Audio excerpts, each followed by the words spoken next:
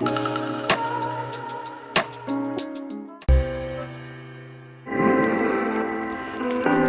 అండి, అందరికీ నమస్తే. Welcome back to our channel triple tea taste travel and tradition. ఈరోజు ఈ వీడియోలో పిండి దీపం ఎలా తయారు చేయాలో చూద్దాం. ఇది వెంకటేశ్వరుడికి, పరమేశ్వరుడికి, అమ్మవారికి చేసి పెడుతూ ఉంటాం కదా కార్తీక మాసంలో, ఇంకా తిరుమల శనివారాలప్పుడు.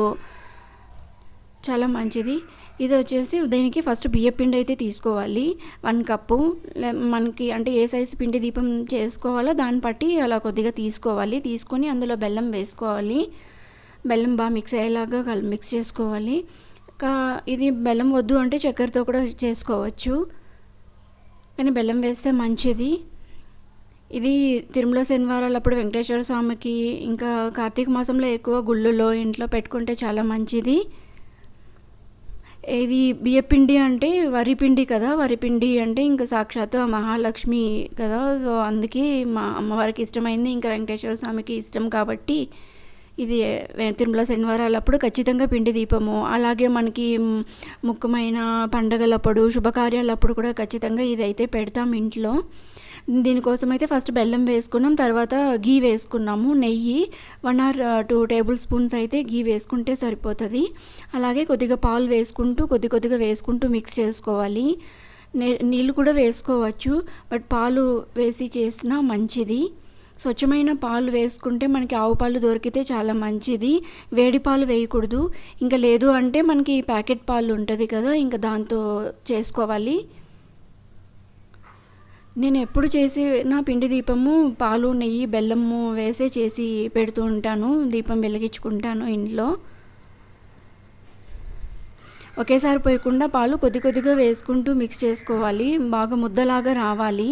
ఒకేసారి వేస్తే బెల్లం అంతా ఒకేసారిగా మెల్ట్ అయిపోతుంది అండ్ ముద్ద రాదు, లూజ్గా అయిపోతుంది. కొద్దిగా గట్టిగా బాగా సాఫ్ట్గా ఉండాలి పిండి.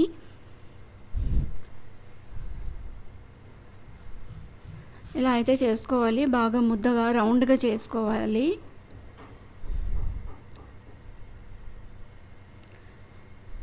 ఇలా రౌండ్గా చేసుకొని మధ్యలో హోల్ పెట్టుకోవాలి. దీపం పెట్టడానికి నూనె లేదంటే నెయ్యి వేయాలి కదా, దానికోసం అయితే బాగా రౌండ్గా మధ్యలో మనం చేత్తోనే ఫింగర్స్ అలా రౌండ్గా చేయొచ్చు. అలా లేదు అంటే మనకు తెలియదు అంటే తెలియని వాళ్ళకి ఎవరికైనా అంటే ఫస్ట్ టైం చేసే వాళ్ళకి ఇలా క్యాప్ ఉంటుంది కదా, బాటిల్స్ క్యాప్, అది దీనికి పైన నెయ్యి అప్లై చేసేసి అలా ప్రెస్ చేస్తే బాగా రౌండ్గా మనకు పర్ఫెక్ట్ షేప్లో వచ్చేస్తుంది. ఇలా చేసి బాగా సైడ్స్ అంతా క్రాక్స్ ఏమీ లేకుండా బాగా నీట్గా బాగా సాఫ్ట్గా చేయాలి. ఇలా చేసి పెడితే మనకి 1 hour కూడా వెలుగుతూ ఉంటుంది. అసలు ఎక్కడ నెయ్యి కానీ నూనె కానీ అసలు బయట లీక్ అవ్వదు. ఇంకా దీనికి శనివారం మనం ఇక్కడ వెంకటేశ్వర స్వామికి పెడుతూ ఉంటే ఇలా నామం పెడితే మంచిది. వెంకటేశ్వర స్వామి విష్ణుమూర్తి అలంకార ప్రియుడు అంటారు కదా, ఇలా నామం పెడితే మంచిది. దీపం అంటేనే ఇంకా ఒట్టి దీపం అలా వెలిగించకూడదు. దీపంకి పసుపు, కుంకుమ, అక్షింతలు, పువ్వులు ఇలా పెడితే మంచిది. దీనికి డైరెక్ట్గా పెట్టకుండా మనం అరిటాకు పైన అన్న పెట్టచ్చు, లేదా అరిటాకు లేదు అంటే తొమ్మలపాకు పైన కూడా పెట్టచ్చు. నేనైతే ఇక్కడ ప్లేట్ తీసుకొని దాని మీద అరిటాకు ఉంటే అరిటాకు పెట్టి దాని మీద పిండి దీపం అయితే పెట్టాను. అలాగే పూలు కూడా పెట్టచ్చు. ఇలా పెట్టి ఇప్పుడు ఒత్తి వేసి నెయ్యి వేయాలి. నెయ్యితో పెడితే మంచిది ఇంట్లో. ఇక్కడ నేను 2 ఒత్తులు అయితే తీసుకున్నా. కొంతమంది 7 ఒత్తులతో చేస్తారు. వెంకటేశ్వర స్వామికి 7 ఒత్తులు వేసి పిండి దీపం పెడతారు. అలాగే 7 ప్రమిదలు కూడా చేసి పెడుతూ ఉంటారు.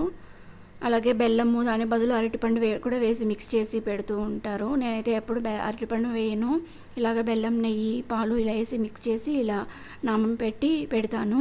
మేము ఎప్పుడు 2 ఒత్తులే వేసి పెడతాము దీపంలో, కానీ ఇలా ఎప్పుడు పిండి దీపం కానీ అన్నీ ఇంట్లో ప్రతిరోజు.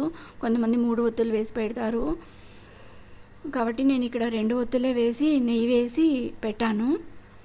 ఇలా పెడితే 1 hour కూడా బాగా వెలుగుతూ ఉంటుంది. ఇది ఇలా చేసి వెంకటేశ్వర స్వామి ఫోటో ముందర విగ్రహాలు ఉంటే మన పెట్టి గోవింద నామాలు అవి చదువుకున్న చాలా మంచిది. ఈ దీపం కొండెక్కిన తర్వాత ఏం చేయాలనే డౌట్ వస్తుంది కదా. ఇది ప్రసాదంలాగా కొద్ది కొద్దిగా వీలైతే ఇంట్లో అందరూ తీసుకునేవచ్చు ఎక్కువ మంది ఉంటే. అలా లేదు అంటే కొద్దిగా ప్రసాదంలా తీసుకొని మిగిలింది ఆవు అందుబాటులో ఉంటే ఆవులకు పెడితే చాలా మంచిది. లేదు అంటే మన చెట్టు మొక్కలు ఉంటాయి కదా ఇంట్లో, వాటి దగ్గర బాగా నలిపి పెట్టేసినా మంచిది.